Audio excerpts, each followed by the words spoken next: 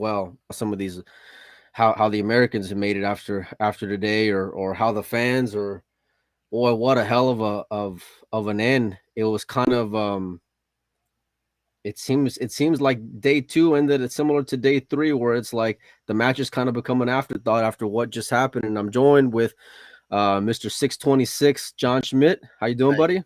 good man. Good to be here. Yep, and I Want to still just got my red, white, and blue. I'm not a there fair you go, weather there friend, you man. I'm gonna support go. America till the end. I You love it, know, man. It reminds me of Hulk Hogan, man. It's what it reminds me of. That's what that yeah, match kind of reminds I'm me of, I'm brother. just like him without the muscles or the money. But Yeah. yeah.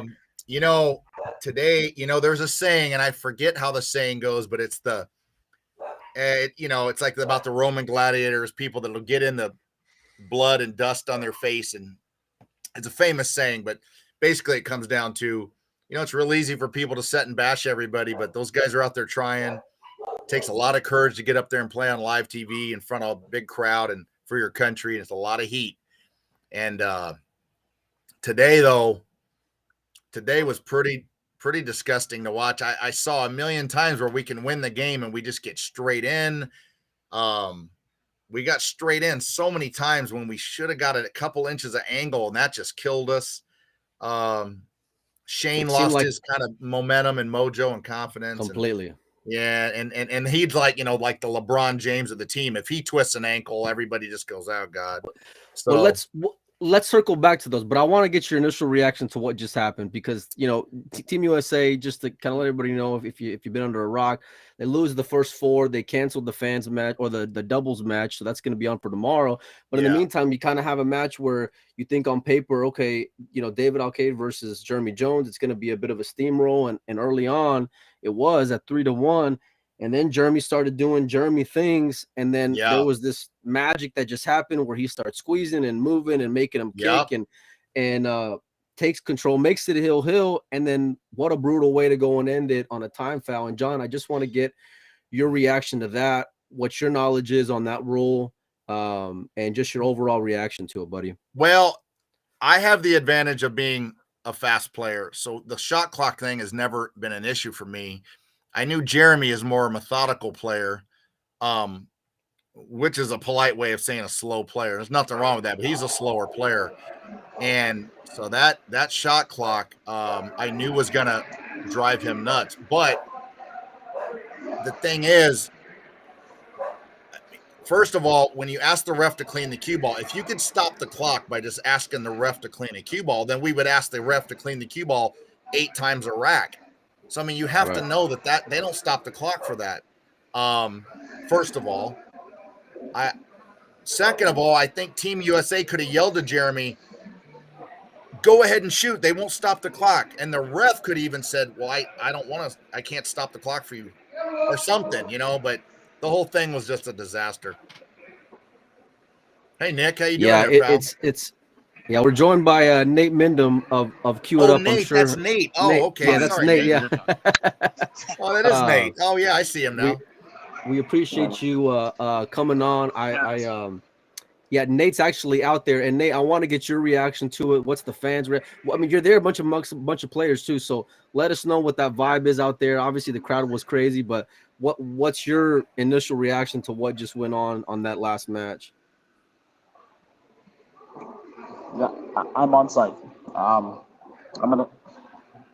I gotta pick my words very carefully. We can give Jeremy a pass for a lot of things. We can give him a pass for his play, his preparation, his mental preparation. We cannot give him a pass for not knowing the rules. That is your job as an advocate, and he came up short. I mean, John just said it Well, perfectly. I think short might be a little much though. Well, I Look, think the confusion, you guys, here it is. Mike, if you can come up with 10 things for Jeremy to do as his job description, I'll wait. What are Well, 10 things his job is well, description? I mean, knowing the rules is up there for It's sure. at least one of the 5. And Yeah. you didn't know that. yeah. Well, the thing that's confusing, and I'm seeing comments of people saying, like, well, they've stopped the clock to have the cue ball clean. Yeah, if you have an extension. But see, I would Yes. never waste my extension to clean the cue ball. Like, so yeah. Jeremy will be the first to admit that he messed up there. But his teammates kind of they don't know either. They could have yelled to him, Jeremy, you can't shoot the ball or something, you know. I want to say one more thing about this too. That might be the worst referee that I've ever seen in the history of the Mosconi Cup. He refused to try to get a hold on the crowd. I will give him a pass because what he did when Jeremy said he wanted the cue ball clean, the first thing he did was sprinted at the table. He cleaned it quickly. He did clean. You knew he was in a rush. As fast as he could possibly do it. He sprinted at that table, cleaned it as fast as he could. And if I'm not, I might have this wrong. It's like I'm on site and I'm in shock. I'm in the crowd with 1,500 ruckus people. I don't know exactly if this is right, but I think he got the cue ball back down in time for Jeremy to shoot the shot. And Jeremy went back and cleaned his cue. He went back and grabbed his towel to wipe off the blood of it. But he was not looking for a free timeout. He was looking for his settle down. He wanted to get himself ready for the shot, and he was not. That's the purpose of the rule. That's the whole point of that rule. Is because at times players were trying to go when they were already out of an extension, trying to go and use the cue ball to be clean to kind of, okay, it's a big shot. I'm going to get myself. I'm going to get composed. I'm going to get myself together and get ready. And that's kind of a loophole. And that's the reason why they implemented that rule. And even I knew about it, but I didn't realize until the time that it was like, oh, it's already coming down. But I agreed, he should know, but in that moment, he's more of a player. Where's Shane at in all this? Because he's the vice captain. You know, he would be the one to kind of be in his ear to kind of calm him down. I can jump into that too. That's a different discussion. I agree with you there. That's a different discussion. The ref knew immediately in the moment that he had to do something.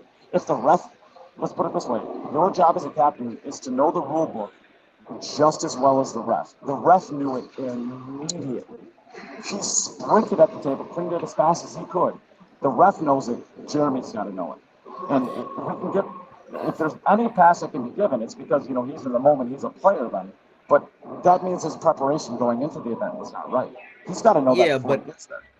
Here it's a lot tougher. John, let me know what it's like out there, man. Like, are you thinking about well like now? Because I don't want to sit here and bash Jeremy because he's my buddy. I mean, Jeremy asked me to be the vice captain, so I'm not going to sit here and like take a chance to rag him. But what's confusing to me, and I'm the kind of guy that asks all the dumb questions so that I don't look bad later.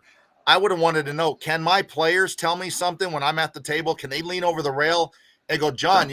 They can, right? I'm pretty sure, but. After by the time that Jeremy asked this, like, it's a 30-second shot clock, John. It's a 30-second shot clock. Yeah. The ref sprinted at the table. There was 10 seconds left on that shot clock. He didn't ask it immediately. He asked it 20 seconds into it. What are the players going to do at that point? I 10 think seconds. Yeah, I'm kind of surprised. Jeremy is an analytical, he's a smart guy. Type. He's a very smart guy. This is like the one rule that I would think especially applies to him because he knows he's a slow player. Jeremy would have been asking questions like, you know, I mean, can I clean the cue ball to save? Because if you could do that, we would all clean the cue ball 5 times a rack. So I can't believe that happened. But honestly, we're getting robbed anyway. I don't think it would have changed things much, but it would have been nice to win that set. Well, I mean, you weren't getting robbed whenever you're up 5-4. I mean, early on, I mean, sending Chris out there, you can go and argue, you know, one way or the other, whether or not he should or shouldn't after what happened the day before. But I like going into it after seeing the match lineups was having SVB and Sky in that meat and potatoes part of the lineup. And it seems like there was never any rhythm that got going by Tyler and Sky. And then with Shane, after he lost to Clenty, I mean, his whole demeanor and body language completely, to me, sucked the life out of Team USA and any hope that they had as far as making a comeback. Yeah. The whole thing's been a disaster. I mean, you know, these players in these training camps will play the ghost and they'll run, you know, Chris Robinson run like 42 racks in a row with breaking ball in hand. And then you get in the Mosconi Cup and you have 2 layouts in a row you're supposed to get out and you don't. That's just pressure. And that happens. And the best golfers in the world make boo-boos. The NBA players miss free throws. I mean, that's what makes sport exciting. Yep, I've done it. the bad mental errors, like getting straight in when you got a little tiddlywink out when you need 3 inches angle. That to me is a little bit like, man, you got to get an angle there, you know. That's as bad as just missing one. You have to get an angle. Going back and wiping his cue down with his towel when you know you're on a shot clock, I just can't imagine that. But Well, actually, let me I'm jump a in there fast because, player. It's easy for me to say that, you know. Right. I was with QTech. I was playing. I was signed with QTech for 2 years. I just moved on from them as a company. I love QTech. It was a great playing field, but I'm telling you what, my towel got a lot of use out of it. The thing that Jeremy was doing with this, if there's one thing about QTech cues, I had to wipe it down like crazy. Like if you get any Interesting. moisture on your hand at all, like I played with the QTech for 2 years, and I'm telling you, like what Jeremy was doing, it was needed, John. I'm telling you. Well, it was you wear a absolutely glove. needed. I mean, you just wear a glove like everybody else that No, plays it's with your Q-tip. backhand. It's not your front hand. It's your backhand. That Oh, finish, you get a little bit of moisture on that. You get a little bit of moisture on your backhand, and I'm telling you what, like you have to wipe it off regularly. Well, I mean, my hands. It really took away from what was a great Yeah. match though, because Yeah. Jeremy's kicks and his execution and his heart were really just something to be inspired by. And even Oh, whenever yeah. you're down, 3-1, but more importantly, you just lost the first 4 matches of the day. It's real easy to kind of just, pack it up and let's just go ahead and go home, boys. You know what I mean? And metaphorically, but Jeremy just came with it and showed some fight. But that ending just kind of, I mean, that's a knockout blow. Yeah. Yeah, that Well, was John, rough. John, let me ask you this question: Have Yeah. you seen like a Hill game? Have you seen any in your entire career? Have you seen a game more epic than that? How many innings do you think they had? 20 each? Well, and I don't mean to say this condescendingly, but I've seen it all, and I mean I've seen like 800 racks that look like that in my career. But that's because I've played so much, and I've played all them good movers. But that was a good. You won't normally see that on a Mosconi Cup with new cloth. Yeah, that's just given this. But like given in a the pool Mosconi room, Cup you'll see it. 4-4. Yeah, right. No, it was that Does was anybody exciting. does anybody here not think that was the Mosconi Cup match right there? It was great. 9-5. It was great. It It's was over. very I mean, exciting. Yeah. I don't want to be like I don't want to put the horse in front of the cart. But does anybody think the U.S. has a chance from here? That's it. 8-6 going into day 4. They got a chance. They 9-5. showed them on TV after the match, and Shane's just sitting there, just shrugged on the couch, and Jeremy's there just on tilt. I don't know if that was the best thing to do, was to show him there with that kind of reaction. But yeah, they look completely I thought Jeremy was walking out. Personally, when I thought he called the time foul and they showed Jeremy's back kind of walking away, in my mind I'm thinking, oh, he's leaving, he's done, he's out. I thought it was too. Honestly, I thought it was too. That was my first reaction to it. I mean, 3 balls on the table for guys like you, they're going to go and finish the job. And I know there's a lot of talk on what's the right thing for David to do. We should have given it back. I mean, it's the Mosconi Cup, and it's sports. It's sports. Yeah, no, you can't. I don't think David's supposed to. I mean, even if David was going to give it back, he would have to look at his whole team real quick and go, do you guys want me to give him the shot back? And if they all went yes, but you can't make that decision on your own, and then the rest of your team want to murder you. Imagine if he does that and they lose by 1. Oh,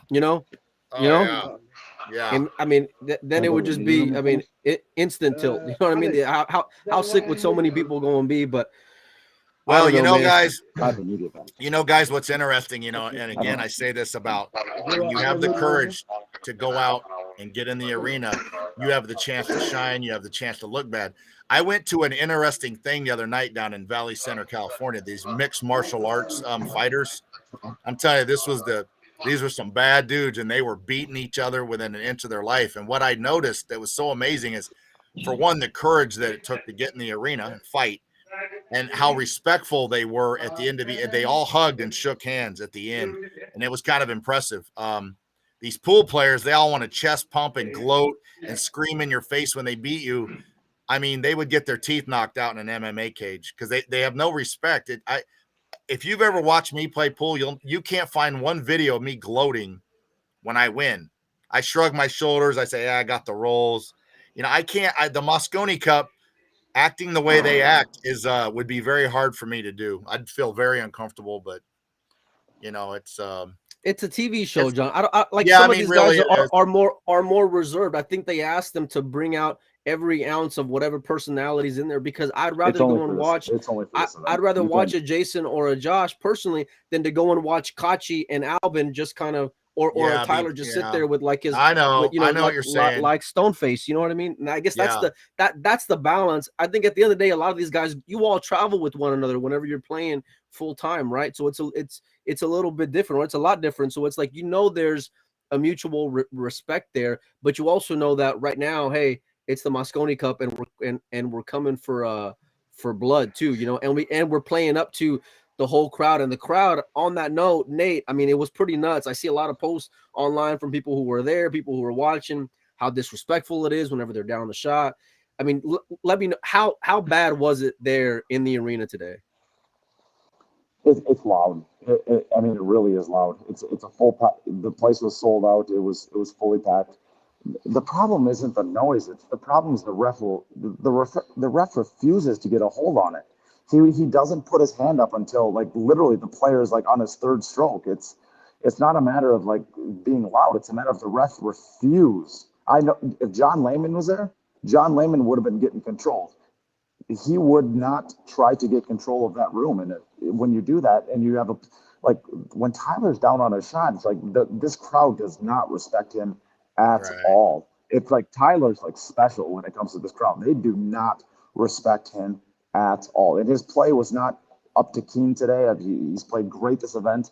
Today was not good for him. And this crowd ripped him apart, and the ref refused to get a control on it when he was playing. It's different. I mean, this is my fourth Mosconi Cup. The ref will always try to, when the player is ready and addressing the shot and going down on their pre-shot routine, the ref gets control. The ref did not do that until Tyler or any of the players were already down on their shots, taking practice strokes. That's way too late to try to get control of anything. They were singing too whenever David was, on the 7 to the 8 to the 9. So I don't think it was just specific, but certainly, I mean, you're playing in Europe, so they're going to try to heckling. Yeah. Totally. But that's different, right? Because if you're singing for your people, like there's difference between like singing na Jason Shaw blah blah blah. That's different than when you're down and going, oh, watch out for the 8 ball. What are you doing with the 2 rails? Like they're trying to get in your head. I mean, it's just different.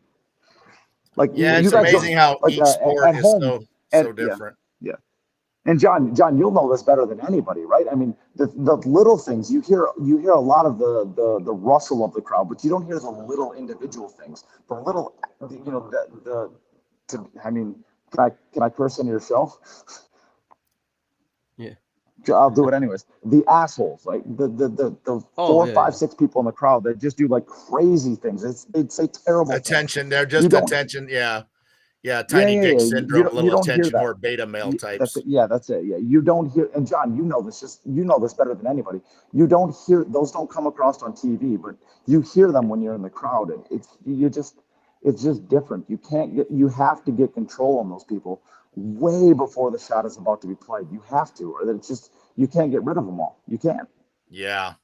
It's well, I mean, kicking a whole bunch of people out ain't an option either, though. No, you can't kick. I mean, I honestly don't mind the crowd going crazy because it's like at least there's somebody that cares and they're rooting. I get a little bit more agitated if a player is kind of disrespectful, and I don't know. I think the Americans do it too. We all do it. This chest pumping and screaming in somebody's face when you win a match, like I was saying with the MMA fighters, the reason they hug and shake hands at the end is because I know you've been injured and I've been injured and I know what you've went through to get here and you know what I went through to get here. And there's mutual respect. The pool players, they don't have any respect for each other. Like the Europeans hate us so bad. I don't know what we did to them except win World War II. But when it really counted. Though, John, at the end, though, like whenever the Mosconi Cup's over and they're seeing each other, like, Shane and Jason are friends otherwise, but when it's Mosconi Cup time, they're going to go and talk a little bit of noise, and they're going to go and go and just be, rah for the country, man. Yeah, that's right. That's right. I mean, that's okay. I didn't mind it when I was in there. I'm like, hey, I'm just trying to run out, and you guys can scream and hate us all you want. You know, Well, so what do they go from here? I mean, we asked earlier, but I mean, they're in a 4-game hole right now, 9-5. They got the doubles go to coming the up for the after party. fans. Yeah, which you They go to the after yeah. party. That's where they go. You think it's yeah. what about you, John? You think it's what? How do you like their chances? Oh, no chance. I mean, literally, no chance. Yeah. I mean, the way they've played, I mean, I saw more position errors and balls missed. I mean, just racks where you got ball in hand, and we don't get out ever. Like with 4 balls on the table, these are the best players in the world, and I know there's a lot of pressure, but at some point, like you got to kind of run out a rack here and there. I mean, we as a team played like You got to stop 680 messing up on the Fargos. 7-ball. Well, I mean, just John, how many 7-ball positions did you see go wrong? it's like the worst I've ever seen Team America play as a group. I mean, I watch this every year. I'm glued to the TV, and they just made a bazillion mistakes. And you're going to make some, and I would make some too, but you can't make a bazillion. You just can't do it. And then the thing with the time clock, I mean, Jeremy, you know you're a methodical player. I would think if anybody would be asking questions about how the clock works, it would have been the slowest player in the room. Not that would have changed things much, but Who's also the captain? yeah, I mean, yeah. It was a So, tough but shot it's though, easy. with that fast table, and you're thin cutting it, and you're trying to figure out, am I going to hold it? Am I going to come back and forth? You know, I mean, he was in a tough it spot wasn't on a that gimme. 6 ball. That Yeah. 6 ball was tough. I mean, real tough. No, it was brutal. Yeah. You gotta. But he you gotta worked see so that ball like it with was outside such. spin, The tough and part you was gotta seeing all the roll it. back and forth because then David finally got to the shot, right? He beat him to the shot finally on the 3 ball. He cuts it, then he goes and moves the 8 to go and block the 6, and completely Yep. gets himself hooked after he goes and makes that next ball. I mean, it was Jeremy's. We all knew it. Like we all knew he fought his ass off to go and finally get there, and then he gets there, and then. Well, I'll tell you another thing, Mike and Nate, that I think would help, and it's easy for me to say this is what I would do, but maybe they did this, but you guys, they got to get over there a week early and play on a table that's exactly like it. You need a heater under the table. You need to wax and armor all the balls. You need the table to be super, super frictionless and slick so that your brain gets dialed into that big deflection and the kicks and the banks and everything makes sense. And like when Jeremy shot that 7, 8, 9 on the table and he shot the 7 and the cue ball drew back 4 inches and he was trying to stop his ball. That's a friction induced mistake from not getting to play on slick conditions. That practice table, I promise you, here's what happens in the practice room. They play on it for 4 days and the chalk gets all over it. And that table breaks in and it's nothing like the TV table. And then you go out there on the TV table and you're like, what the hell is happening in my life here? So the table, you've got to get used to that table. And, it's tough. That's exactly right, John. That's one thing that I would put a little weight on. I think you got to get a table that's identical and that slick and that chalkless and that frictionless and practice on it for a week. I really do. I know how much it helps my game when I get to play on a table for a week that's identical to what I'll compete on. I mean, it's but we've heard a bunch of guys like Darren and a few other like Mosconi Cup legends kind of say like there's no recreating it. Like you could try all you want. No, but you can recreate it to go and duplicate the way that they got the lights and everything else. Well, you just put a heater under the slate and you wax the balls. He's right though. You can't recreate like the atmosphere, but you can make a table pretty dang frictionless, but it takes work. That practice table, if you let that get chalk all over it for 2 or 3 days, now that table's got a lot of grip. There's no slip, and it's nothing like the arena table. Not saying that would change things, but that's one thing that I would. And people telling me it's impossible to get identical table. Well, it's not. I actually know what I'm talking about. So we're gonna be in store for a day full of singles tomorrow. John, who do you like to go and come out for Team USA? Put your captain's hat on. Who are you sending out the big guns? Are you saving them? I mean, you're 2 points away you can't save them. I mean, defeat. you can't save them. We're down 9-5. I just put Shane right out and maybe Sky, and then if we're still alive by then, just go from there.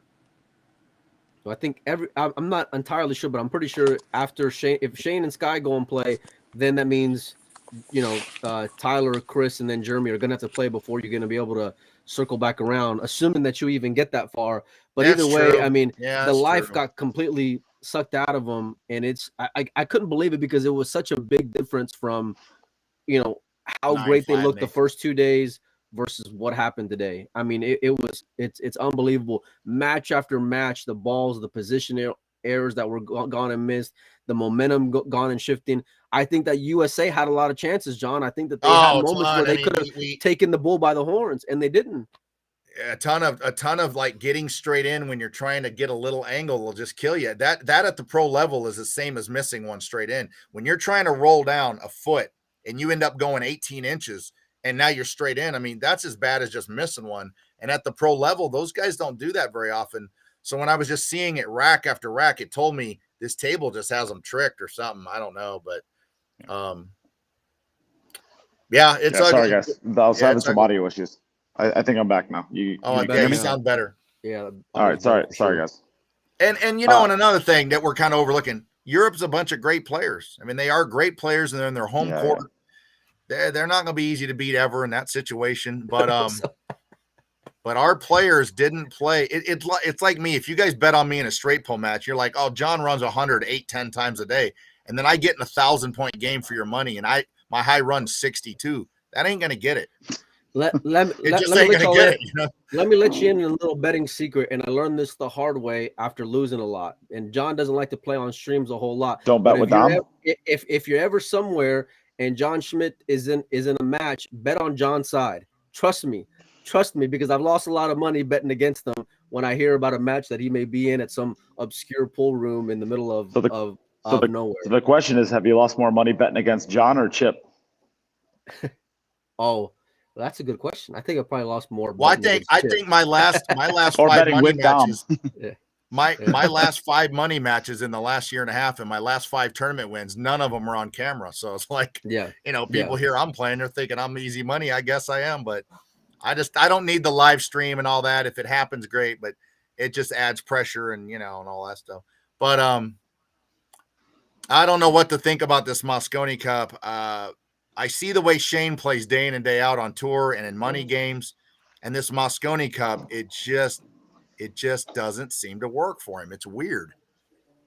Well, what would you? I mean, but there's no way you can't go and not have him out there with you. Oh, of course, no, he's got to be on the team for the next 80 years. I don't blame him. As long as he wants to. That's what I said. I mean, like, despite his whatever it is, 43% winning percentage or whatever it may be. It's like, how do you want to be the guy to go and say no? It's going Shane, down now. Yeah. And if you are that person that says, no to Shane, I want to be in the room when you tell him that. Oh yeah, no. Shane's supposed to. I'm just saying. It just seems like it's the one time where Shane looks kind of human. I mean, he normally just plays so unbelievable. No, but his break was phenomenal, though. His cue ball on that break was just so gross. Yes. I mean, rack after rack after rack. He gets a pop off that one, and then it just dies center table. I mean, his break is phenomenal. He's averaging like 3 balls a break. It's with the so shot. Gross. Yeah. With the shot. Like, are you kidding me? Like, what do you want? The dude's... Yeah, it's hard to figure. It was ugly today. I saw what we need is for Shane to play the first 3 games of the set and then let Sky come in and finish it out. Shane, Sky's playing. Which match is Shane? Sky was the only person that played well today. Yeah. But like, if I'm gonna have to get out of here too, guys. Sorry. We're getting kicked out, so I'm gonna lose my Wi-Fi. But Sky was the only person that played well today. He was. Chris, Nate, Tyler, Shane. We appreciate you jumping in, my man. Are they winning a match from here before you take off? Are they winning a match from here? Yeah. They'll win a match. They'll put. They better put Sky out. Well, they got the fans' choice, so it's going to be Shane and Sky, and then they better put Sky right back out there. I honestly could see the U.S. winning the first 2 matches. I could. They can't win from here though. I don't. I mean, maybe if they win them both, Yeah. Europe gets up against it. Maybe Europe gets up against it, and they start dogging some balls they wouldn't normally dog. But I do have one, they definitely win. Yeah, they do. I have one final thought. Like at the end there, I noticed all the players coming in to kind of pump Jeremy up. Where was Shane at? Was he in the practice room hitting balls? Where was Shane? I don't So know. He must have been practicing, right? Or Shane was gone. I don't know. Like I don't know. Wow. After his match, he wasn't seen again. I mean, I need to think on this one a little bit more. Mike, we'll talk about this tomorrow, I'm sure. But right now, Shane was not there. Shane here showed up after his match. Shane, the vice captain, was not there. That was Shane, the player, not Shane, the vice captain.